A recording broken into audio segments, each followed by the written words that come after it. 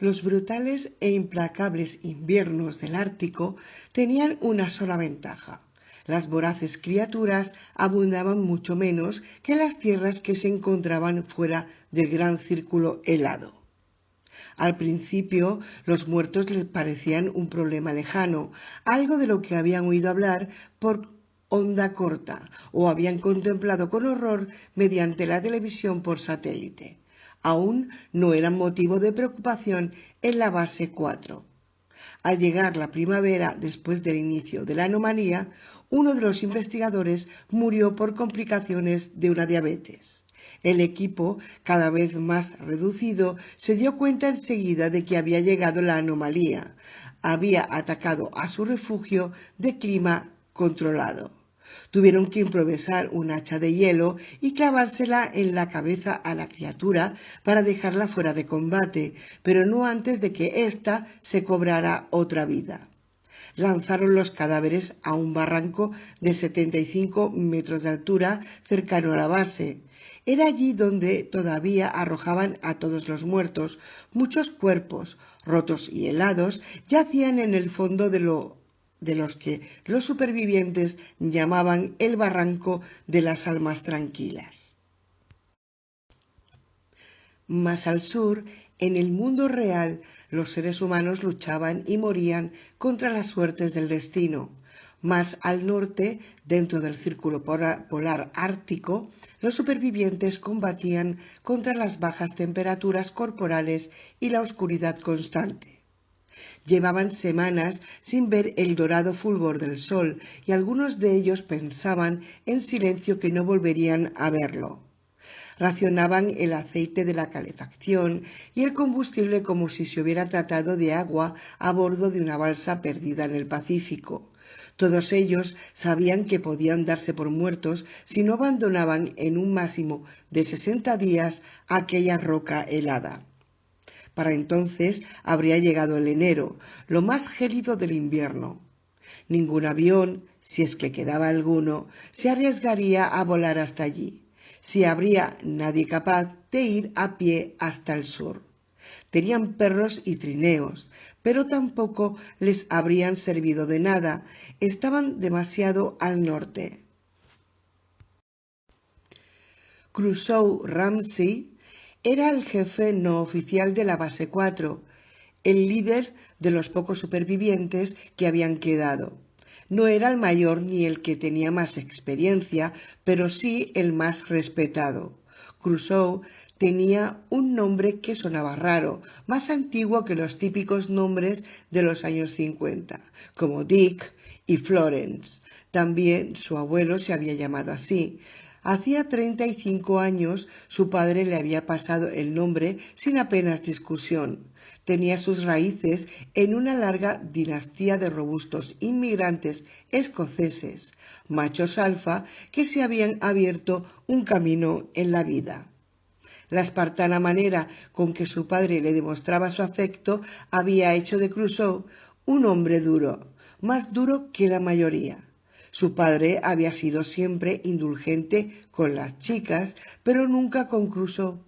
Sus hermanas habían tenido dinero cada vez que lo habían necesitado, coches gratis, mensualidades, pero Crusoe no.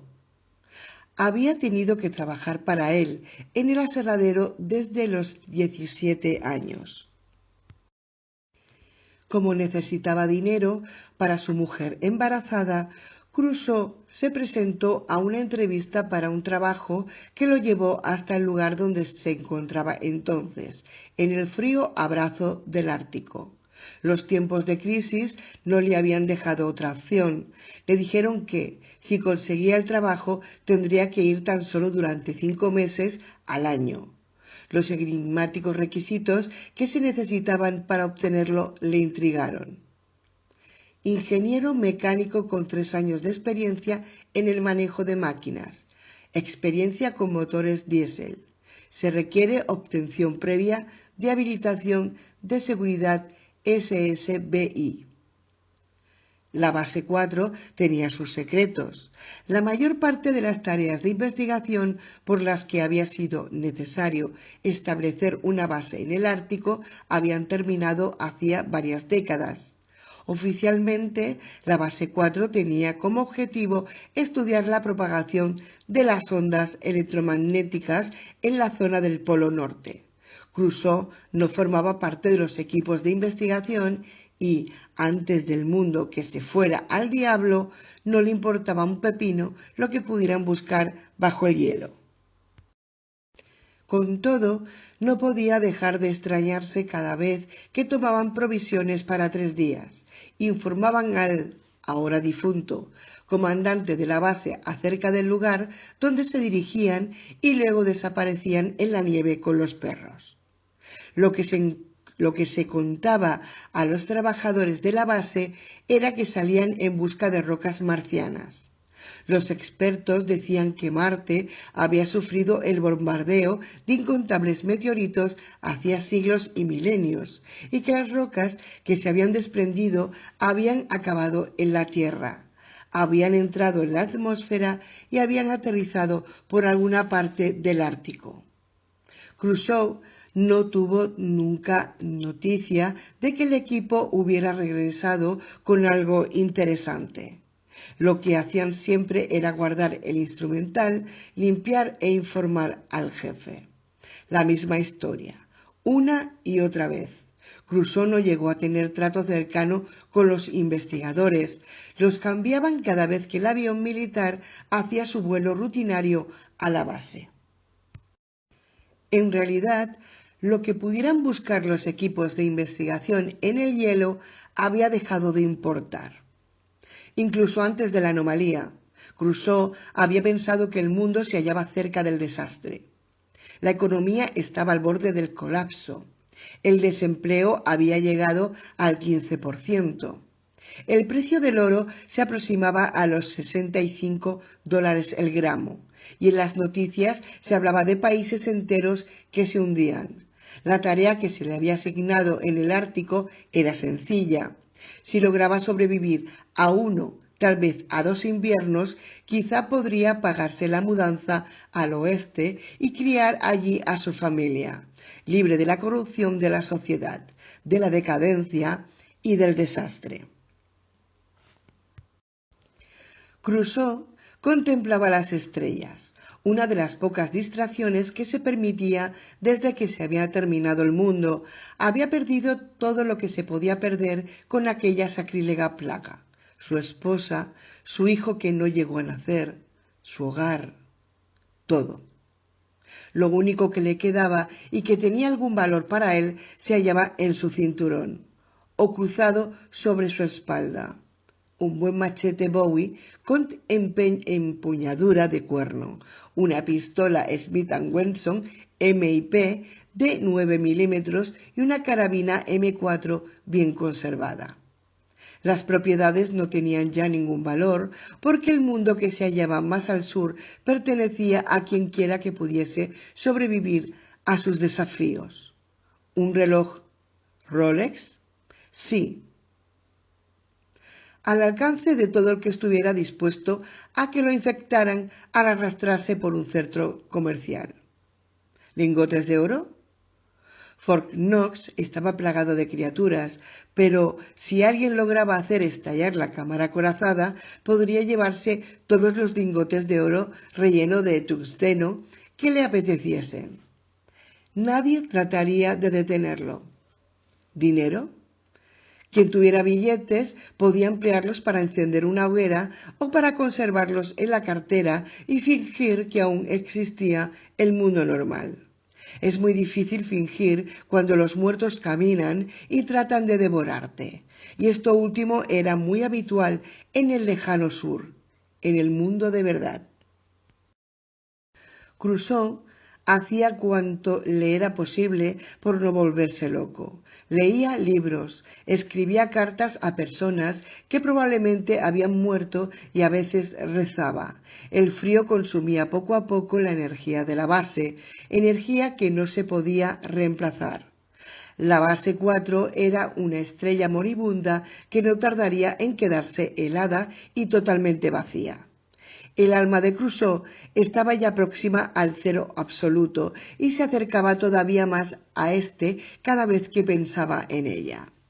Hace unos meses había tenido noticias de su mujer mediante el teléfono por satélite. En aquel momento el mundo entero se había sumido ya en la anarquía. Los supervivientes de la base 4 seguían las noticias y escuchaban la radio de alta frecuencia. El caos más absoluto se había apoderado de las ondas. Primero, los disturbios se adueñaron de las ciudades más grandes. Las gentes se movían entre las masas de no muertos, rodaban televisores y tabletas. Se lo llevaban a casa que ya no tenían electricidad. En circunstancias normales, se confiaba el número de teléfono por satélite de la base 4 a cónyuges y allegados por si se producía una emergencia familiar. Los supervivientes se turnaban junto al teléfono como parte de su rotación en las tareas del centro de operaciones. Después de que el mundo se fuera a la mierda, los supervivientes aún montaban guardia junto al teléfono, como si hubiesen querido mantener una apariencia de normalidad, pero las llamadas eran extremadamente raras. La red telefónica estadounidense funcionó tan solo de manera esporádica durante los días que siguieron a la Nochevieja y al levantar de los muertos. Era una medianoche de febrero cuando el compañero de habitación y mejor amigo de Crusoe, Mark, recibió la frenética llamada. «Hola, soy Trisha. Tengo que hablar con Crusoe». «Trish, por Dios bendito, ¿los teléfonos de ahí aún funcionan?» «Joder, Mark, que no tengo tiempo. Están a la puerta y la casa está ardiendo». «Vale, voy corriendo a buscarle. No cuelgues». Para cuando Crusoe logró llegar a la sala de radio, lo único que se oía eran los alaridos de Trisha, que resonaban al otro extremo de la línea y al otro extremo del mundo. La estaban descuartizando. Crusoe se desplomó al oír por última vez la voz de su mujer. Se quedó echado durante largo rato, después de que el fuego interrumpiera la conexión y dejara tan solo un tono monótono en el auricular. Crusoe no se movió durante horas. Deseó la muerte. Tuvo la esperanza de que el dolor desgarrador de la pena se lo llevara. No fue así. 13. Crusoe estaba sentado en la sala de operaciones junto a Mark, un amigo íntimo a quien había conocido al iniciar su estancia en la base. Habían racionado el empleo del generador, porque el diésel sin impurezas era, literalmente, un recurso no renovable y el biocombustible no les daba muy buen resultado. Era sucio, olía y hacía que el trabajo de Crusoe fuera todavía más arduo, pero ayudaba a mantener el cuerpo a temperaturas de como mínimo 36 grados centígrados y medio. Crusoe se hartaba de volver a montar y encargarse del mantenimiento del motor diésel que habían construido en la base para poder emplear biocombustibles. Pero sabía que, sin él, la estación entera se transformaría en un bloque de hielo macizo. Cada vez que terminaba un nuevo día en el que había logrado mantener la estación con vida, experimentaba una frágil sensación de éxito y triunfo. Y era esa la sensación la que le daba un propósito, una razón para vivir. Se sentía dolorosamente solo. A menudo se preguntaba si el fuego habría terminado con aquello. Pero tan solo pensarlo le dolía tanto que imaginarse que Trish se había transformado en uno de ellos. Hacía poco, él y Mark habían terminado las reparaciones del sistema de alta frecuencia de la estación, después de que uno de los cables de soporte se partiera bajo las fuertes vientos del Ártico. Se habían servido del snowcat para recobrar el cable y sujetarlo a su nuevo anclaje en el hielo. Sin la radio de alta frecuencia no podían saber lo que ocurría en el continente. La sintonización de la alta frecuencia era muy trabajosa para el operador y exigía por lo menos algún conocimiento básico de la teoría de frecuencias de radio. Había frecuencias que en el Ártico funcionaban unos ratos sí y otros no. Dicha sintonización ya era complicada en condiciones atmosféricas normales, pero tan al norte los problemas se incrementaban a un ritmo exponencial. A veces, cuando las condiciones atmosféricas eran buenas, captaban un mensaje en onda corta de la BBC que aún se repetía de manera automática desde algún remoto centro de retransmisión, probablemente alimentado con energía alternativa. Permanezcan en sus hogares. Todos los refugios conocidos están llenos. Si han sufrido alguna herida a manos de los infectados o conocen a alguien que lo haya sufrido, póngase inmediatamente en cuarentena. Era Mark quien tenía a su cargo los auriculares de la alta frecuencia cuando se establecieron comunicaciones con el George Washington. El enlace se cortó por culpa de los daños provocados por el viento. Una vez terminadas las reparaciones, empezaron a buscar por todo el espectro en busca de la embarcación o de cualquier otro que pudiera escucharles. Aunque un portaaviones habría tenido escasas posibilidades de llevar a cabo un rescate tan al norte, podía ser que estuviera en contacto con unidades capaces de llegar hasta Crusoe, Mark y el resto de los supervivientes. La única esperanza que les quedaba a los habitantes de la base 4 era la de encontrar medios para mantenerse en calor, para mantener la temperatura corporal. Crusoe sabía que el invierno estaba en lo más crudo y que no tenían manera de escapar de aquel infierno, salvo un milagro. Aparte de sí mismo, Mark era el único de los 5 supervivientes en quien confiaba. Quedaban muy pocos militares en el grupo. Crusoe tenía un trato amistoso con ellos, pero sin verdadera confianza. Son como policías, pensaba a menudo. Protegerían a los suyos por todos los medios necesarios. Crusoe se quedó con Mark mientras sintonizaba la 8992 de su programa de transmisiones. A cualquier posición, aquí base 4 de Estados Unidos en el Ártico, cambio. En un primer momento tan solo le respondió la estática, pero luego se sobrepuso al ruido una señal en alta frecuencia que era muy potente, como si se hubiese originado en la habitación de al lado. Base 4, les habla el portaaviones estadounidense George Washington. Recibimos una señal débil, pero comprensible, y nos alegramos de volver a oírles. 14. Los mandos militares acudieron por la mañana a la sala de reuniones del almirante Gotthelman para que éste les pusiera al día. Como el portaaviones funcionaba con una tripulación mínima, los oficiales superiores cabían todos juntos en el pequeño auditorio, un lugar que normalmente habría estado reservado para reuniones formales.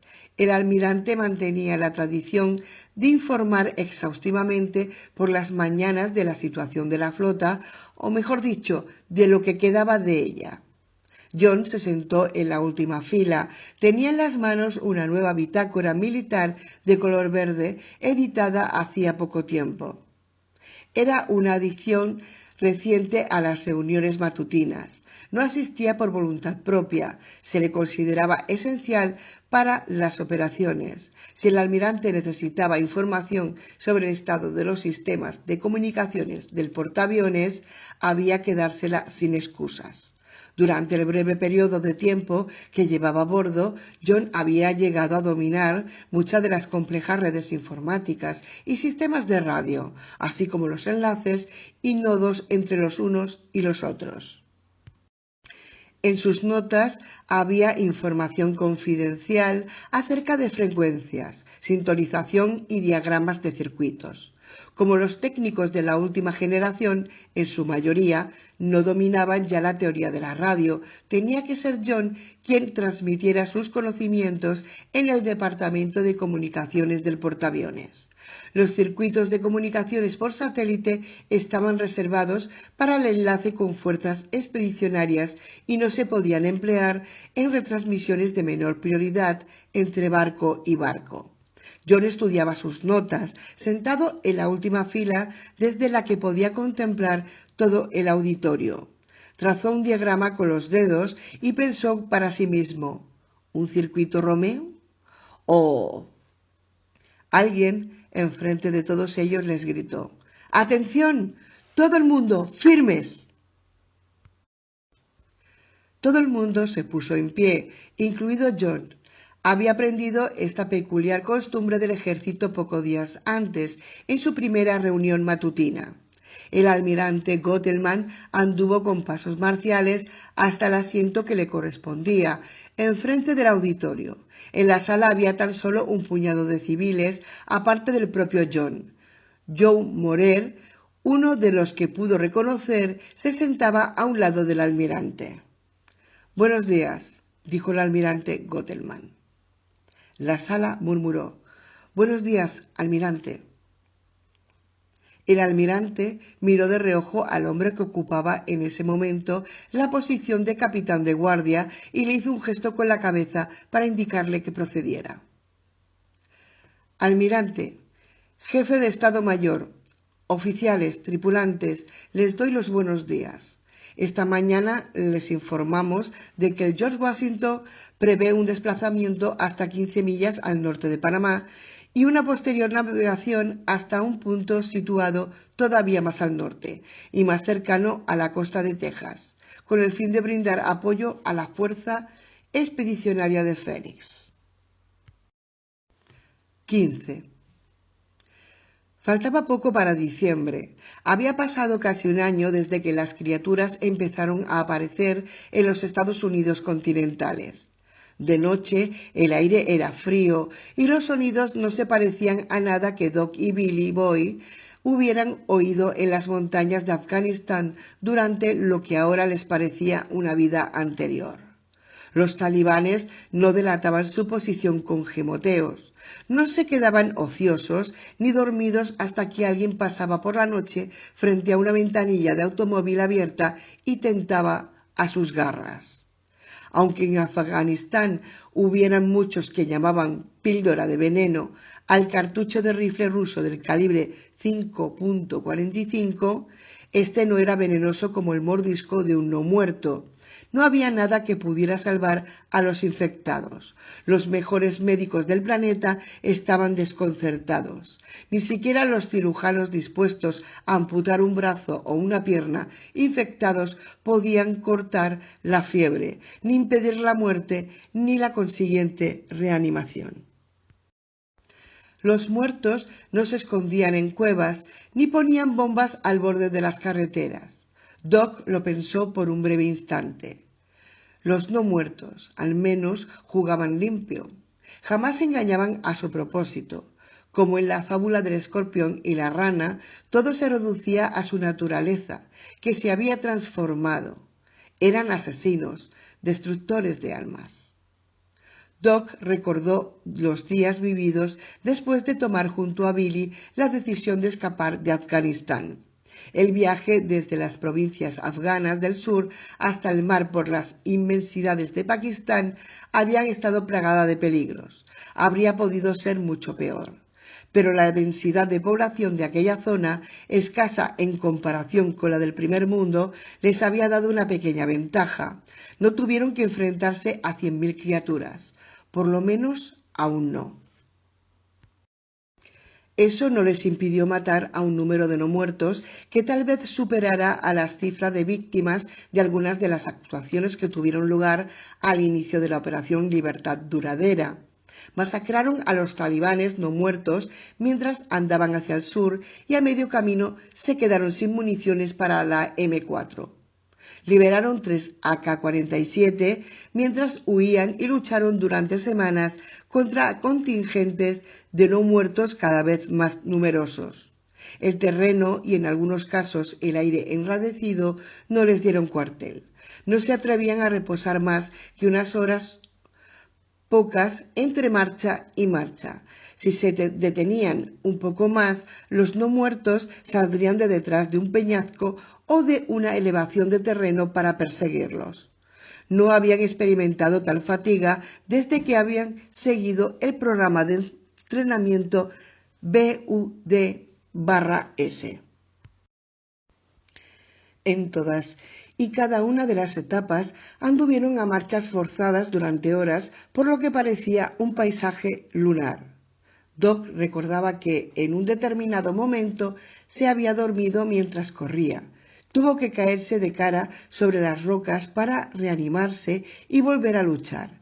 Él y Billy masacraban contingentes cada vez más grandes y se detenían para robar cargadores a criaturas que habían muerto días o semanas antes con el AK colgado a la espalda. Los no muertos se presentaban ya por docenas y a veces se le acercaban grupos de un centenar o más. Cuanto más se acercaban a la costa, más densas se volvían las hordas.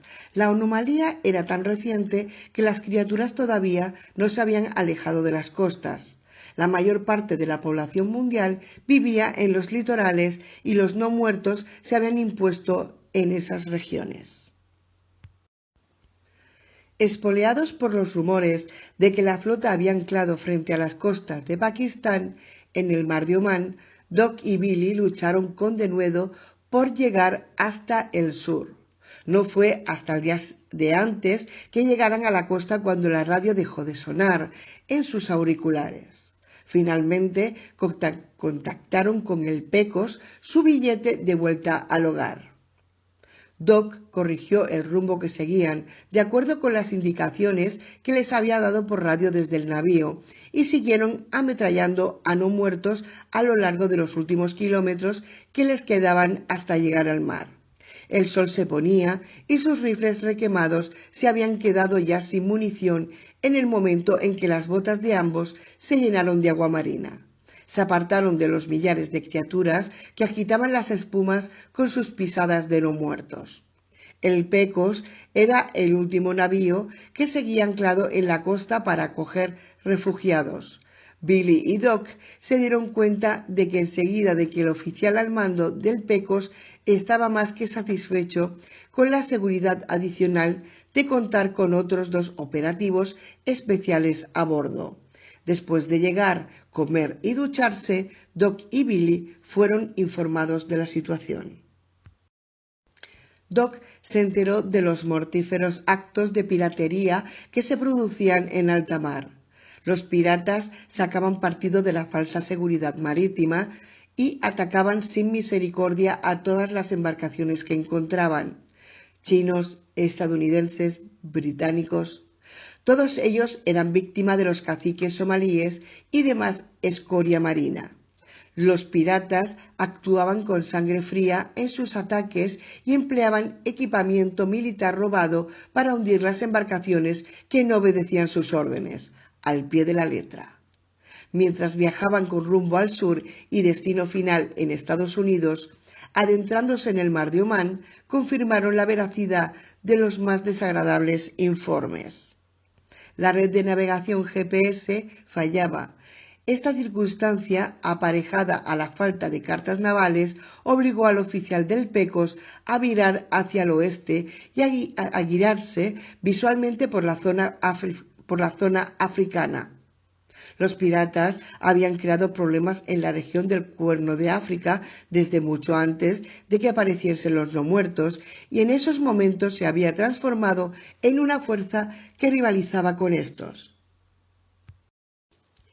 El Pecos sufrió un ataque mucho antes de que avistaran África.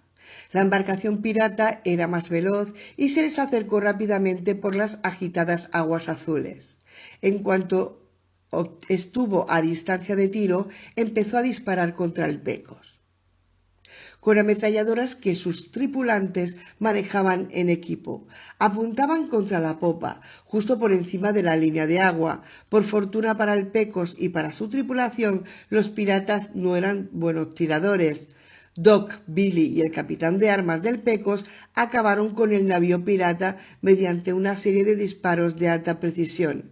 Cada vez que asomaba una cabeza por una pasarela para hacerse cargo de una de las ametralladoras o atisbaba por una portilla, Billy la dejaba fuera de juego. El barco pirata no tardó en entregarse y la tripulación del Pecos lo despojó de su armamento.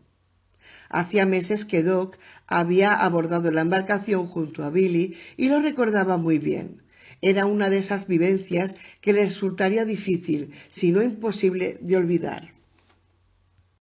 «Doc, mira eso», había dicho Billy, y le habían señalado un montón de zapatos de 2 metros de altura que se encontraba cerca de la proa del bajel. «Vamos a echar una ojeada en la bodega», dijo Doc, con la esperanza de que su primera suposición fuese errónea. «Capitán de armas, abre esa escotilla. Billy y yo estaremos a punto para disparar contra lo que salga». «Sí, señor». El capitán de armas abrió la escotilla de un tirón y dejó al descubierto bajo el sol del este de África una fosa putrefacta e infernal. El hedor era tan intenso que el capitán dejó caer la portezuela entre maldiciones y arcadas. Se echó agua de cantimplora por la cara y se cubrió la boca con un pañuelo antes de hacer un segundo intento. Doc se acercó al borde de la escotilla. La bodega estaba abarrotada de criaturas descalzas y semidesnudas. Todas ellas levantaban una sola mano, en dirección a la luz, como para pedir ayuda. Doc se dio cuenta de que el calor que se sentía al abrir la escotilla irradiaba de los cuerpos recalentados e hinchados. Los hombres examinaron el juego de poleas instalado sobre la escotilla. Apestaba, porque estaba cubierto de restos humanos que se habían quemado al sol. Su propósito era evidente. Los piratas bajaban las víctimas de la fosa después de robárselo todo, desde los dientes de oro hasta los zapatos que llevaban. Probablemente los bandidos se valían de la fosa como medio de intimidación para que las víctimas le dijesen dónde ocultaban sus objetos de valor. Doc, Billy y el capitán de armas juzgaron y ejecutaron a los piratas que habían quedado con vida. Los sepultaron en el mar y a continuación abrieron las válvulas principales del casco y mandaron a pique la embarcación pirata. Habían pasado varios meses, pero el tiempo no borraría jamás el horror de aquella oscura bodega. Doc y Billy salieron a las tierras devastadas de Texas en una noche sin luna. Mientras actuaban al otro lado de la alambrada, Disco y House se quedaron atrás para encargarse de la seguridad y estar pendientes de la radio. Durante la sesión de información previa al vuelo con el C-130, la Fuerza Expedicionaria Phoenix había recibido mapas en los que se indicaba la posición de las cajas de equipamiento lanzadas desde el aire y se destinaban originalmente al anterior comandante del Hotel 23. De acuerdo con la información que tenían, el equipamiento recuperado en ocasiones anteriores consistía en maquinaria notablemente avanzada. Se había descrito en los informes como 10 años más avanzada que la tecnología actual y herramientas que se podrían encontrar en el inventario secreto del mando de operaciones de una agencia gubernamental. Las órdenes de la Fuerza Expedicionaria Phoenix eran claras. Objetivos primarios de la misión: restablecer el control sobre el Hotel 23, comprobar que sus sistemas sean funcionales, verificar la viabilidad de las cabezas nucleares que quedan allí para su eventual empleo como apoyo a la Fuerza Expedicionaria Clepsydra, evitar la detención. Objetivos secundarios de la misión: recuperar equipamiento abandonado con miras a su empleo ulterior.